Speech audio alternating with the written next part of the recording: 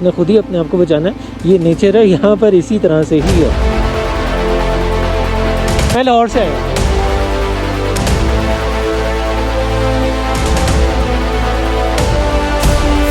अल्हम्दुलिल्लाह, welcome to ताबड़।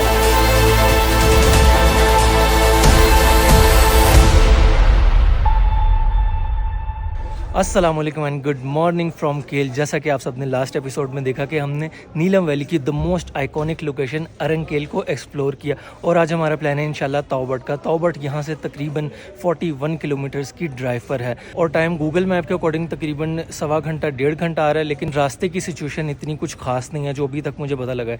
खैर अभी होटल से चेकआउट वगैरह करके सामान मैंने बाइक पर लोड कर दिए और मैंने लिए हैं यहाँ के बहुत ही खूबसूरत ड्रोन शॉट्स। आप फिलहाल ड्रोन शॉट्स को इंजॉय करें, हम नाश्ता करते हैं, उसके बाद अपनी जर्नी को कंटिन्यू करते हैं।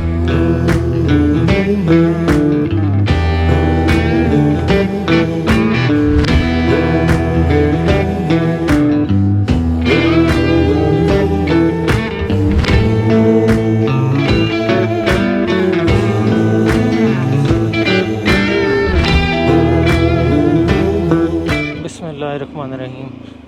सुभान अल्लाज़ी सखरना हाज़ा व मा कुन्ना मुक़रिनीन व इन्ना लिल्लाहि रब्बिना लमुनक़लिबून।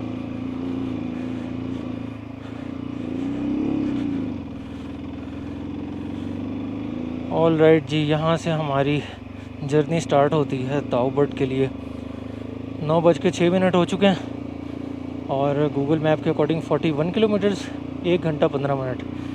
लेकिन रास्ता क्योंकि ख़राब है और पता ये लगा है कि कुछ वो स्लिपरी पैचेस भी हैं, तो मेरे ख्याल से हमें कोई 2.5 से 3 घंटे इजीली लग जाएंगे। मकामी लोगों ने यही बताया कि आपको 2.5 से 3 घंटे लग जाएंगे। मकामी लोगों के 2.5 से 3 घंटे और इसका ये मतलब है कि हमारे तकरीबन 4 घंटे। उसकी वजह ये है कि हमने रास्ते में रुकते हुए जाना है, पिक्चर्स वगैरह लेनी है, ड्रोन शॉट्स वगैरह लेंगे, तो इन सब चीज़ों में थोड़ा सा एक्स्ट्रा टाइम लगता है। अस्सलाम वालेकुम, कैसे हैं? खैरियत से हैं? अच्छा मुझे बताएं, ये राइट साइड पे तौबट जा रहा है और सीधा जो है वो शाउंटर वैली है? ओके थैंक यू जी। बिल्कुल हाँ जी, कंफर्म भी मैंने कर लिया और सामने बोर्ड भी आ गया। तौबट कितना है ये? 44 लिखा हुआ है। तौबट के लिए स्पेशली कहा जाता है कि यहाँ पे आपने सफ़र जो करना है वो जीप में करना है, ठीक है? तो जो लोग अपनी गाड़ियों पे आए हैं उन्होंने अपनी गाड़ियाँ जो है वो पार्क करनी हैं केल में। पार्किंग्स जो हैं वो इजीली अवेलेबल हैं केल में और वहाँ से फिर आप जीप लेते हैं। जीप आपको तौबट लेके जाती है और फिर वापस भी लेके जाती है। रेंट वगैरह का मैंने पूछा था, तकरीबन 12 से 15 हज़ार के दरमियान आपको जीप मिलेगी जो आपको सुबह लेके जाएगी। सुबह फर्स्ट टाइम निकलें जितना जल्दी हो सके और उसके बाद फिर शाम होने से पहले आप वापस आ जाएं।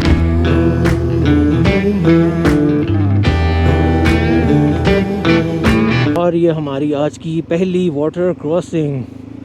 जूतों को और पैरों को बचाना एक काम होता है, लेकिन आज आपके भाई ने जो है वो एक बड़ी अच्छी समझदारी की है। वैसे तो हमेशा करता हूँ, वो ये किया कि मैंने अपने शूज़ के ऊपर लगा लिए हैं waterproof rain covers.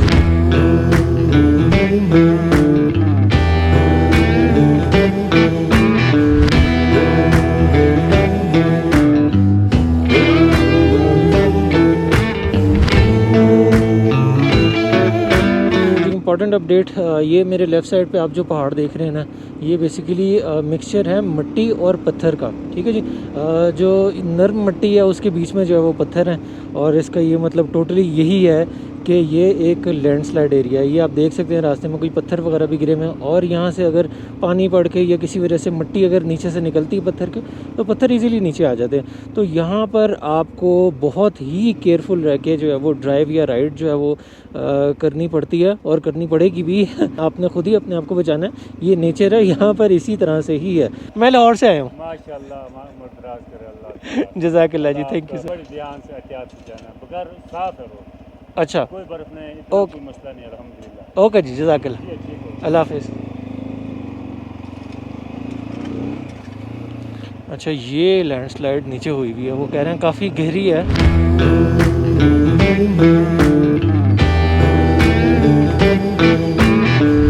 All right जी, ख़वातीनो हज़रात, इतना खूबसूरत गांव फुलवई इसका नाम है और यहाँ पे मैं रुकूँ। ये आप व्यू चेक करें यहाँ पे, माशाल्लाह माशाल्लाह, कितना खूबसूरत यहाँ का नज़ारा है। और ये सामने जो है ये चेक करें, ये कितना खूबसूरत जो है वो वाटरफॉल है। यहाँ पे फ़िलहाल भाई आपके लिए रुका है ड्रोन शॉट लेने के लिए। ड्रोन शॉट लेते हैं और उसके बाद मज़ीद एक और सरप्राइज़ है आप सबके लिए, वो आपको बताते हैं।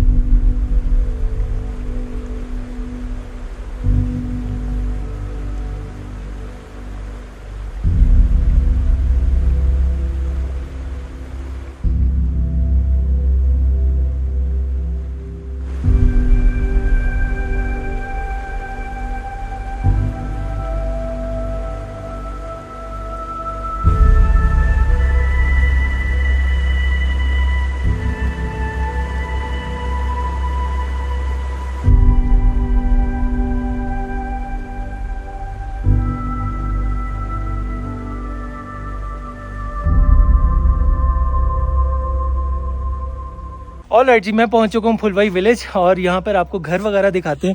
ये सबसे पहले आप चेक करें, ये सामने कितना खूबसूरत लकड़ी का घर बना हुआ है और ये राइट साइड पे आप कुछ और घर देख रहे हैं। और मेरे साथ आदिल मौजूद है, इनसे पूछते हैं कि जी ये घर किस तरह बनते हैं और क्या इनका रहन सहन है। जी आदिल, क्या करते हैं आप? बस जॉब करते हैं, गाड़ियों का काम करते हैं हम लोग। अच्छा अच्छा, ज़बरदस्त। और इसके अलावा फ़िलहाल मुझे बताएं, ये जो आर्किटेक्चर और ये घर इतने खूबसूरत बनाए हैं, ये किस तरह से बनते हैं और आप लोगों का रहन सहन कैसा है यहाँ पर? यहाँ का रहन सहन मुख्तलिफ है, हर बाज़ पंजाब से अलहदा है और बैठना उठना हर चीज़ अलहदा है यहाँ की। जैसे पंजाब में रहन सहन वो उससे अलहदा है।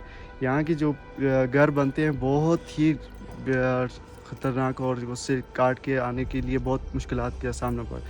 बस अपने ही तहत ये घर बनाते हैं हम लोग। अच्छा जी, ये कह रहे हैं जी अपने तहत, यानी कि खुद से ये घर बनाते हैं और डिज़ाइन भी करते हैं। लेकिन इतना खूबसूरत आर्किटेक्चर जो इनका होता है, जिस तरह से डिज़ाइन किया गया, तो मैंने ऊपर बताया था आपको कि जो शेड जो ऊपर बने हैं ना, ये बेसिकली बर्फ़ पड़ती है और इसका डिज़ाइन ऐसा है कि बर्फ़ स्लाइड होकर नीचे आ जाती है ताकि छत के ऊपर वेट ना पड़े। ऐसे ही है, गलत तो नहीं कहा? नहीं, अच्छा है, ऐसे ही है। वो वेट ना पड़ने की वजह से इसी लिए हमने बनाया कि ताकि बर्फ़ ऊपर ना रुके, वेट की वजह से घर दब ना जाए कहीं। ओके, बिल्कुल सही है। और इसके अलावा जो काफ़ी लोग जो है वो सोचते हैं कि सर्दियों में आप लोग क्या करते हैं, यानी कि जब यहाँ पे बहुत ज़्यादा बर्फ़ पड़ जाती है तब आप लोग क्या करते हैं? हमने पहले से वो राशन जमा किया होता है, हमने अपने स्टॉक पूरा रखा होता है और लकड़ियाँ जलाते हैं हम लोग। अंदर ही बैठते हैं, बाहर आने की कोई ज़रूरत नहीं हो, और आना हो तो भी अपने से ढक के अच्छी तरीके से फिर बाहर आते हैं। अच्छा अच्छा, बिल्कुल सही है। और इसके अलावा मेरे ख्याल से आपने यहाँ पे मवेशी वगैरह रखे होते हैं जिसका खालिस दूध और ये सब चीज़ें खालिस मिलती हैं। हमारी अपनी होती हैं, किसी से ना खरीदने ना कुछ और, अपनी रखी होती है मुकम्मल हाथ। अच्छा, वेरी नाइस। अच्छा जी, ये देखें वही बात आ गई ना जो मैं आपसे कर रहा था कि हम लोग जो है वो मिलावट वाली चीज़ें खाते हैं। इस वजह से हम लोग जब ये हाइक करते हैं या फिर पहाड़ चढ़ते हैं तो हमें सांस वगैरह चढ़ जाती है। यहाँ पे फुल टाइम जो है इन लोगों की जो वो डाइट वगैरह है वो नेचुरल है, बिल्कुल नेचुरल है। और मेरे ख्याल से अब आदिल जो है वो हमें घर दिखाएंगे। चलें जी अंदर वाली साइड।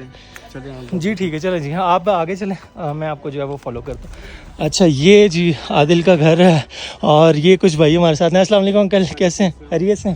ठीक है। अच्छा जी, यहाँ पे आप ये देखेंगे कि ये इन्होंने सीढ़ियाँ बनाई हैं और बर्फ़ जो है अभी तक ये नीचे जो है वो जमी है। तो अंदर चलते हैं और अंदर चल के आपको दिखाते हैं मज़ीद। माशाल्लाह माशाल्लाह। ये हमारा मेहमान है। अच्छा, ज़बरदस्त। मेहमान कोई आते हैं उनको हम गाइड करते हैं कि मेहमान। अच्छा अच्छा, हम मैं अंदर चला जाऊँ? चले। अच्छा जी, माशाल्लाह माशाल्लाह। ये देखें जी, नहीं मेरे जूतों में जो है मिट्टी लगी होगी। अच्छा, ये टोटली लकड़ी का बना हुआ है ऐसे ही? मुकम्मल सी लकड़ी है, कोई ऐसी और चीज़ हमने ईजाद नहीं है। नीचे से पत्थर के ऊपर लकड़ी डाली हुई है, तब यहीं पे यही फन है। और तो कुछ इस्तेमाल हो नहीं सकता है, जैसे रेत वगैरह उसके तो खड़ा हो नहीं सकता क्योंकि गिर जाएगी वो दीवार। अच्छा अच्छा, वो गिर जाती है यहाँ पे, क्योंकि मेरे ख्याल से इवन जगह नहीं होती है, ऊपर नीचे जगह होती है, इस वजह से मेरे ख्याल से लकड़ी जो है रुक जाती है। ठीक है जी, बहुत शुक्रिया आदिल, बड़ा अच्छा लगा आपसे मिलकर। और मेरे ख्याल से मुझे इजाज़त है, मैं चलता हूँ आगे, अपने सफ़र को मैंने कंटिन्यू करना है। ये मेरे ख्याल से हमारे लिए सबसे बड़ा लेसन है, यहाँ पर जो मकामी लोग हैं कितनी मेहनत करते हैं और ख़ुद से जो है वो अपने बिहाफ पे यहाँ पे इसको घरों को डिज़ाइन करते हैं और इनका रहन सहन जैसे है।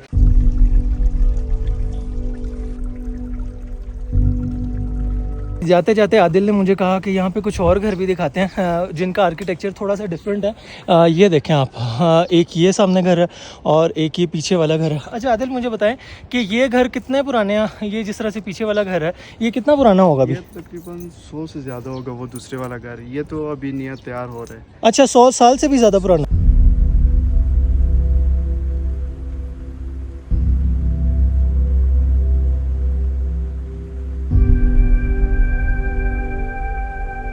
Thank you so much. हाँ जी ठीक है, बहुत शुक्रिया जी। ओके जी, अल्लाह हाफिज़, अल्लाह हाफिज़। आप सब ने देखा फुलवई विलेज। अब मेरे ख्याल से टोटली ऑफ रोड है, एसफॉल्ट वाला सेक्शन ख़त्म हो गया है।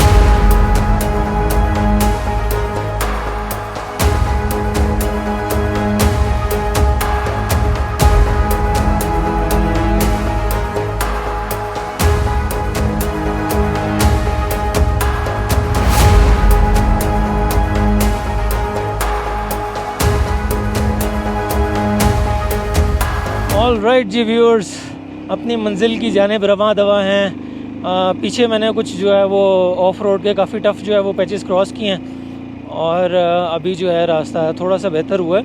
कैसे हैं जी, खैरियत से हैं? ठीक है। आप एंट्री वगैरह करानी है यहाँ पे? ठीक है सर। ओके थैंक यू जी। कितना होगा ताउबट यहाँ से आगे? 8 किलोमीटर। अच्छा जी थैंक यू। एहतियात से जाना है, ठीक है जी। ओए होए यार, उतराई बहुत ज़्यादा ख़तरनाक होती है चढ़ाई से ज़्यादा। आप इजीली जो है वो स्टीप जो है वो रास्ता ऊपर की तरफ चले जाते हैं, लेकिन उतरने के बारी ऐसा लगता है कि भाईजान हूँ बंदा मुंह पर थले होने सामने। बहुत शुक्रिया जी आपका रास्ता देने के लिए, मैं आपका बहुत मशहूर हूँ। ठीक है जी। बीच में खड़ी हो गई थी, रास्ता ही नहीं दे रही थी। मेरे ख्याल से बिस्मिल्लाह पढ़ते हैं, इसके अलावा और कोई रास्ता नहीं है मेरे पास।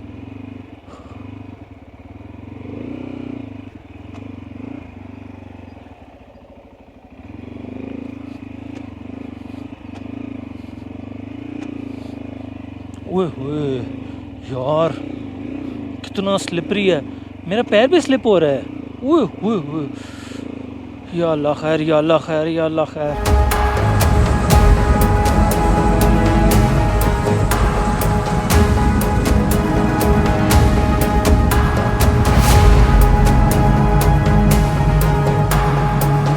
ये फर्स्ट टाइम वो वाला पार्ट आ चुका है कि जब दरिया और रोड दोनों एक लेवल पे आ गए हैं। तो अकीर भट्ट साहब, आपको मिस किया जा रहा है फुल टाइम।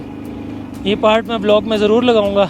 आप आते हैं यहाँ पे, एडवेंचर करते हैं। और मैं आप सबको बताता चलूँ तौकीर भट्ट साहब कौन है। तौकीर भट्ट साहब वो भाई हैं जो मेरे साथ मुजफ्फराबाद तक आए। हमने पीर चनासी की बड़ी बेहतरीन लोकेशन जो एक्सप्लोर की, आप सबको भी दिखाई, और उसके बाद हमारे रास्ते जो है अलग अलग हो गए। भट्ट साहब लाहौर चले गए, मैं कश्मीर आ गया, और फिर मैं सोलो आ गया। लेकिन ये है कि भट्ट साहब आपने मिस किया है। अब यहाँ से हम निकल जाएं भाईजान, बिस्मिल्लाह पढ़ के। बिस्मिल्लाहिर्रहमानिर्रहीम, या अल्लाह खैर, या अल्लाह खैर, या अल्लाह खैर, या अल्लाह खैर, या अल्लाह खैर। ओए होए होए होए,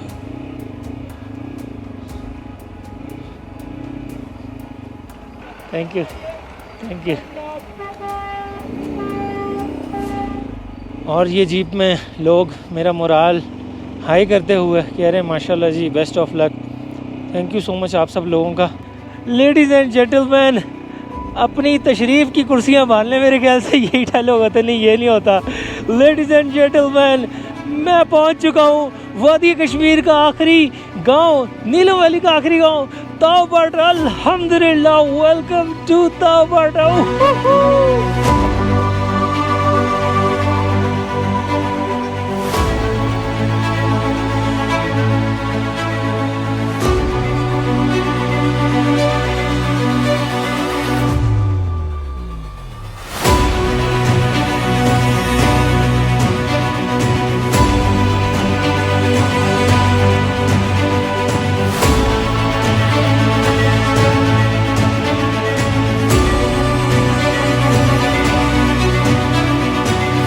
अस्सलाम वालेकुम, कैसे हैं जी, खैरियत से? ठीक है।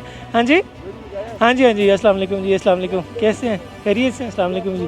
ठीक है, अपलोड करेंगे, बिल्कुल करेंगे। और जी यहाँ पे ताऊ बट पहुँचते साथ ही जो है वो कुछ दोस्तों ने जो है वो साथ बड़े अच्छे तरीके से अप्रिशिएट किया और पिक्चर्स वगैरह बनाई। और ये चेक करें, यहाँ पे आपको रोड पे बर्फ़ देखने को मिलेगी। अच्छा जी, ताऊ बट का जो मेन पॉइंट है जहाँ पे आपको वेलकम टू ताऊ बट का जो बोर्ड मिलेगा, उससे आई गेस ये कोई मैक्सिमम कोई 30 सेकंड्स की राइड पर जो है यहाँ पे ये पॉइंट आ जाएगा। अब ये सामने जो आप दरिया देख रहे हैं, ये है जी कृष्ण गंगा पॉइंट बेसिकली। और यहाँ पे इसके अलावा हट्स वगैरह बने हुए हैं। अच्छा, ये है जी बेसिकली ताऊ बट का मेन फ़िश पॉइंट। यहाँ पे आप ट्राउट वगैरह एंजॉय कर सकते हैं और फ़िश फार्म जो है वो भी आप विज़िट कर सकते हैं। लेकिन यहाँ पे फ़िलहाल लगा हुआ है लॉक, और आगे जो है वो मेरा नहीं ख्याल इतना कुछ है। मैंने भी कुछ लोग आगे से आ रहे थे, उनसे पूछा, वो कह रहे हैं बस इतना ही है। तो फ़िलहाल जो है वो कहीं बैठते हैं, कुछ यहाँ पे देखते हैं खाने पीने के लिए क्या चीज़ें, और मज़ीद चीज़ें फिर आपको बताते हैं आगे जाकर। ताऊ बट पहुँच के जो मैं सबसे पहला काम करने लगा हूँ वो ये है कि ये देखें जी, यहाँ पे पकोड़े और चाय मैंने मंगवाए। और मेरे पीछे जो है ये अगर आपको नज़र आ रहा है तो बहुत ही खूबसूरत दरिया बह रहा है। यहाँ पे फ़िलहाल बैठ के जो है वो पकोड़े जो है वो खाते हैं, चाय एंजॉय करते हैं, और उसके बाद जो है नेक्स्ट देखते हैं आगे मज़ीद क्या प्लान है।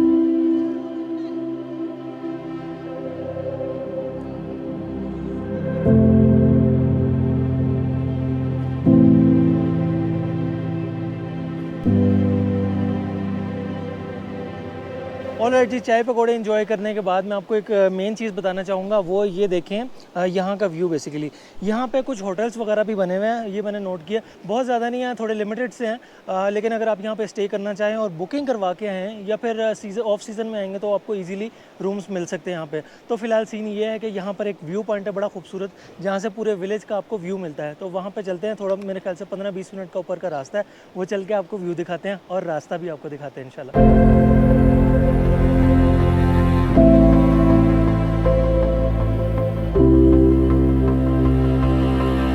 जी, कुछ ही देर की हाइक के बाद यहाँ पर ये पार्ट स्टार्ट हो गया है, ये आप देख रहे हैं बर्फ़ वाला।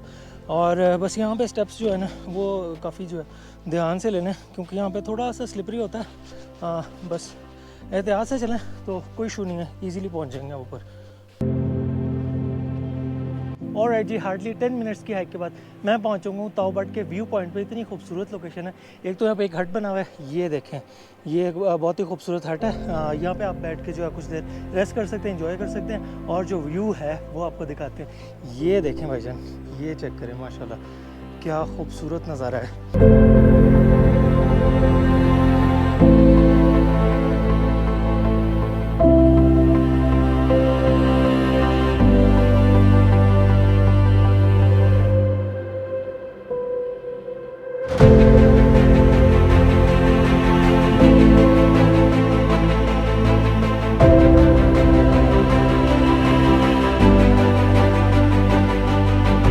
जनाब 10 मिनट ताऊ बट व्यू पॉइंट पे स्पेंड करने के बाद मैंने डिसाइड किया मैं वापस जाऊँ। यहाँ मुझे कोई रिफ़्रेशमेंट की शॉप वगैरह नज़र नहीं है, अदरवाइज़ कोई कोल्ड ड्रिंक जूस वगैरह यहाँ पे इंजॉय किया जा सकता था।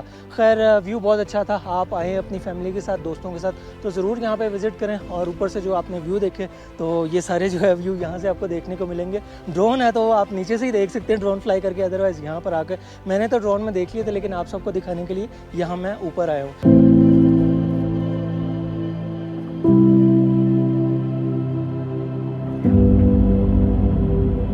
ताऊ बट में 2 से ढाई घंटे स्पेंड करने के बाद मैं आपको कुछ पॉइंट्स बताना चाहूँगा। वो ये हैं कि सबसे पहले आपने विजिट करना है ताऊ बट व्यू पॉइंट, जिसको डियर मस्क नेशनल पार्क भी बोलते हैं, और वहाँ पर आप ज़रूर जाएं, क्योंकि वहाँ से ऊपर से विलेज का व्यू जो है वो बड़ा बेहतरीन आपको मिलता है। वहाँ से आप विलेज का व्यू एंजॉय करेंगे, शायद कोई हिरन वगैरह भी आपको नज़र आ जाए अगर आपकी किस्मत अच्छी हो तो। और इसके अलावा वो हाइक जो है वो भी आप एंजॉय कर सकते हैं। इसके अलावा एक चीज़ रह जाती है, वो ये है कि यहाँ का ट्राउट फिश फार्म जो है वो आप विज़िट कर सकते हैं। इसके अलावा यहाँ की लाइफ, विलेज लाइफ जो है वो वो आप देख सकते हैं, एंजॉय कर सकते हैं। और साथ के साथ यहाँ का शफाफ पानी जो दरिया है ना, उसके साथ आप पिक्चर्स बनवा सकते हैं। ये सब चीज़ें आपके ताऊ बट के टूर को बहुत ही बेहतरीन बना देंगी। खैर, मैंने 2 से ढाई घंटे में यहाँ पे ऑलमोस्ट काफ़ी एक्सप्लोर किया और इसके अलावा ड्रोन शॉट्स भी आपको यहाँ के बड़े खूबसूरत दिखाए। और अब वापस जाने का टाइम आ गया, वापस निकलते हैं। 3 बज चुके हैं और 3 घंटे का तकरीबन रास्ता है, वो है केल का। केल जाना है और उसके बाद फिर देखते हैं आगे। प्लान ये है कि अब हम जाएंगे लाहौर वापस। बहुत ज़्यादा फुटेज बनाने के लिए रुकेंगे नहीं रास्ते पे, फिलहाल बाइक लेते हैं, हेलमेट मैंने एक शॉप पे रखवाया था, वहाँ से लेते हैं और निकलते हैं इंशाल्लाह।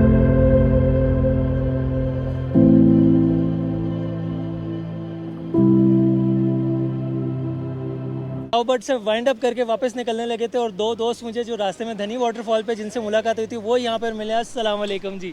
वालेकुम अस्सलाम, अल्हम्दुलिल्लाह। आप सुनाइए, आप कैसे हैं? मैं ठीक ठाक, अल्लाह का शुक्र। ताऊ बट में कैसे एक्सपीरियंस जा रहा है? ताऊ बट का एक्सपीरियंस तो अच्छा है। रास्ते थोड़े डिफ़िकल्ट थे लेकिन यहाँ पे पहुँच के सारी थकावट दूर हो गई है। माशाल्लाह खूबसूरत है, मज़ा आ रहा है। हमारा प्लान तो ये है कि एक नाइट स्टे और करें। और ये एक और भाई मेरे साथ है। अस्सलाम वालेकुम, क्या हाल चाल है? वालेकुम सलाम। कैसे एक्सपीरियंस आपका? एक्सपीरियंस बहुत अच्छा था। मैं कहता हूँ मुजफ्फराबाद से अड़ंगेल तक का रास्ता एक तरफ और अड़ंगेल से ताऊ बट का रास्ता एक तरफ। बहुत ही खूबसूरत रास्ता है लेकिन थोड़ा सा टफ भी है। तकरीबन अड़ंगेल से पता नहीं 35-40 किलोमीटर का फासला है।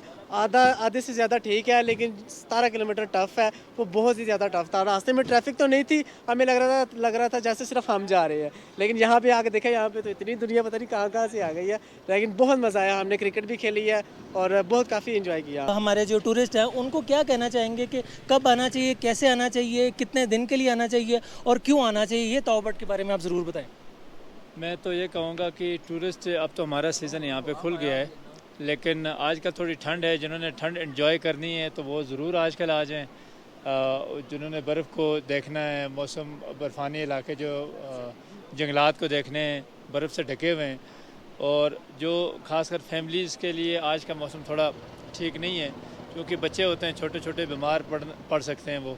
इसलिए वो जून जुलाई का जो मौसम होता है वो ज़्यादा बेस्ट है क्योंकि हर तरफ ग्रीनरी होती है और जहाँ पे आप चाहें एंजॉय कर सकते हैं, बैठ सकते हैं, खाना पीना हर लिहाज से। रिहाइश आपको इंशाल्लाह बड़े इज़्ज़त और एहतराम के साथ इंशाल्लाह सबको हम डील करते हैं, तो वो ज़्यादा बेस्ट है यहाँ का मौसम जून जुलाई वाला। थैंक यू सो मच रियाज भाई, आपने बहुत अच्छी इन्फॉर्मेशन दी और इंशाल्लाह आपसे मुलाकात होगी। और व्यूअर्स, मैं आप सबको यही कहूँगा कि आप ताऊ बट विज़िट करें बिल्कुल जून जुलाई में। वैसे भी आप ऑफ सीज़न में भी आ सकते हैं, कोई इस तरह की बात नहीं है, लेकिन पता करके हैं क्योंकि रास्ते अक्सर जो है वो क्लोज़ होते हैं। फ़िलहाल यहाँ से निकलते हैं, बाइक पर सामान वगैरह, हेलमेट मैंने रखवाया था वो रिसीव करते हैं और आपसे मुलाकात होती है इंशाल्लाह रास्ते में।